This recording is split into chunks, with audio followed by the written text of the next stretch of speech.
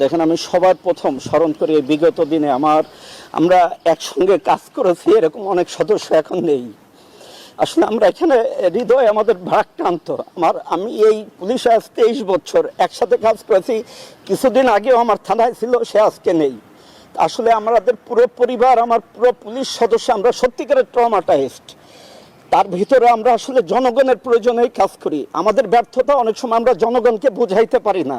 আজকেও ফিরে আসা কিন্তু তেজগাঁ ডিভিশনের তেজগাঁ বিভাগের সকল সম্মানিত নাগরিকদেরকে একটা অনুরোধ করছি যে এই থানা আপনার পরিচয়। একটা মানুষের আইডেন্টিটিতে প্রথম যদি বলে যে আপনার পরিচয় কি, সেই পরিচয়ের ভিতরেই থানা আসে, যে কোন থানায় সে বাস করে। এই থানা কোনো পুলিশের নাই, থানা হচ্ছে আপনার থানা। পুলিশ আপনার প্রয়োজনই পুলিশ প্রয়োজন হবে। অতএব পুলিশের প্রতি যে ক্ষোভ আপনাদের আছে সেটা কিছু